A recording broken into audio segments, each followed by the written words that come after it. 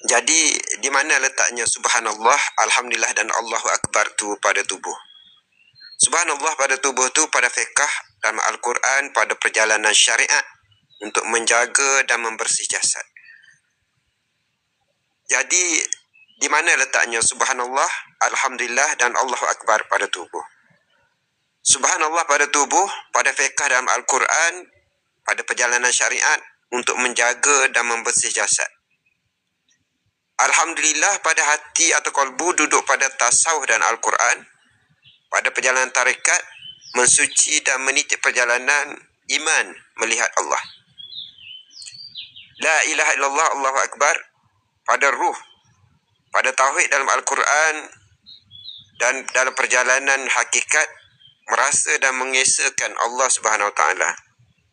Jadi kesempurnaan pada kalimah la ilaha illallah adalah kalamiyi wa ana huwa qalaha dakhala hishuni amana ikobi shuni amana ikobi. Allahumma salli alaihi subhanallah. Kalamiyi wa ana huwa qalaha dakhala hishuni amana ikobi. Kalimah la ilaha illallah itu kalimahku, wa ana huwa dan akulah dia. Qalaha, pada siapa yang menyebutnya, mengamalkannya, menyatakannya, dakhala hishuni amana iqabi, maka masuklah ia ke dalam bentengku dan selamatlah ia daripada azabku. Allahumma salli ala Muhammad. Assalamualaikum.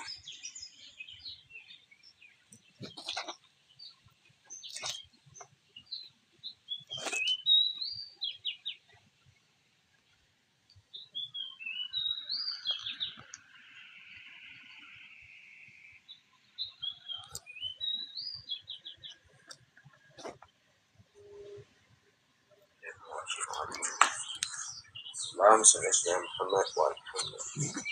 Bagaimana nak meletakkan tasbih subhanallah, alhamdulillah, wa la ilaha illallah, wallahu akbar pada diri?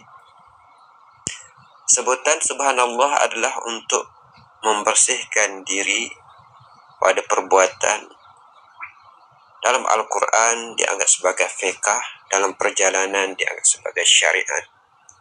Sebutan subhanallah diletakkan pada diri untuk membersihkan tubuh perbuatan diri. Di dalam Al-Quran diletak sebagai ilmu fiqh, dalam perjalanan diletak sebagai syariat.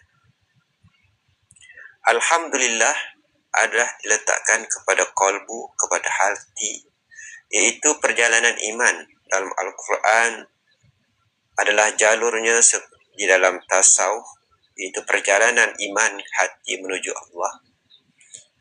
Dalam perjalanan disebut sebagai tarikat perjalanan.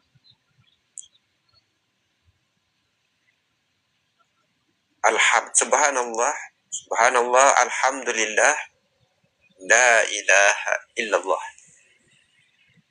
Allahu Akbar. Allahu Akbar letakkan kepada ruh, kepada Nur Muhammad, kepada ruh yang berjalan. Di dalam Al-Quran diletak sebagai tauhid, iaitu mengesahkan Allah. Di dalam perjalanan disebut sebagai hakikat. Subhanallah diletak pada tubuh. Alhamdulillah diletak kepada qalbu. Allahu Akbar diletak kepada ruh. Apabila bertasbih, bertahmid dan bertahlil subhanallah, alhamdulillah, la ilaha illallah, wallahu akbar, seperti mana mengikuti jalur Al-Quran yang merangkumi 3 jalur, iaitu di dalam Al-Quran merangkumi jalur pertama adalah syariat, iaitu ilmu fiqh. Jalur kedua adalah tarikat, iaitu ilmu tasawuf, perjalanan keimanan dalam diri.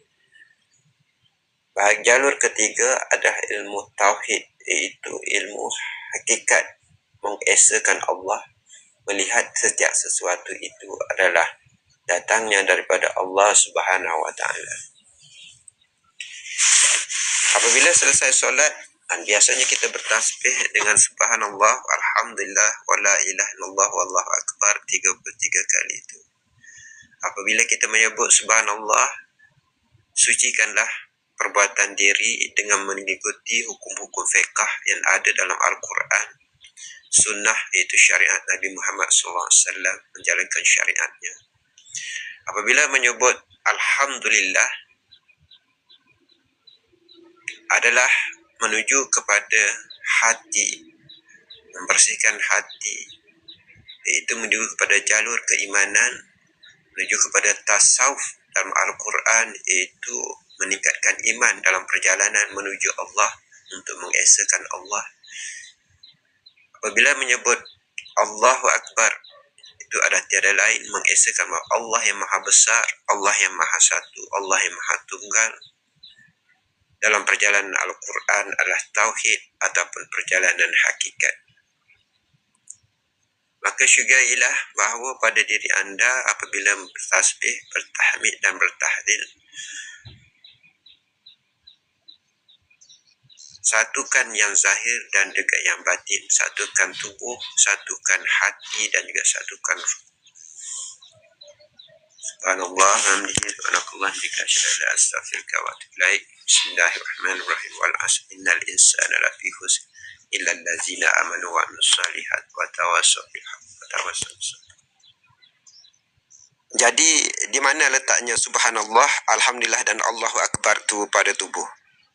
Subhanallah pada tubuh tu pada fiqh dalam Al-Quran, pada perjalanan syariat untuk menjaga dan membersih jasad. Jadi di mana letaknya subhanallah, alhamdulillah dan Allahu akbar pada tubuh? Subhanallah pada tubuh, pada fiqh dalam Al-Quran, pada perjalanan syariat untuk menjaga dan membersih jasad. Alhamdulillah pada hati atau qalbu, duduk pada tasawuf dan Al-Quran, pada perjalanan tarekat, mensuci dan meniti perjalanan iman melihat Allah. La ilaha illallah, Allahu akbar pada ruh, pada tauhid dalam Al-Quran, dan dalam perjalanan hakikat merasa dan mengesakan Allah Subhanahu Wa Taala. Jadi kesempurnaan pada kalimah la ilaha illallah adalah kalamihi wa ana huwa qalaha dakhala hishuni amana ikobi, shuni amana ikobi. Allahumma salli alaihi wasallam. Subhanallah. Kalamihi wa ana huwa qalaha dakhala hishuni amana ikobi. Kalimah la ilaha illallah itu kalimahku, wa ana huwa dan akulah dia. Qalaha, pada siapa yang menyebutnya, mengamalkannya, menyatakannya, dakhala hishuni amana iqabi, maka masuklah ia ke dalam bentengku dan selamatlah ia daripada azabku. Allahumma salli ala Muhammad. Assalamualaikum.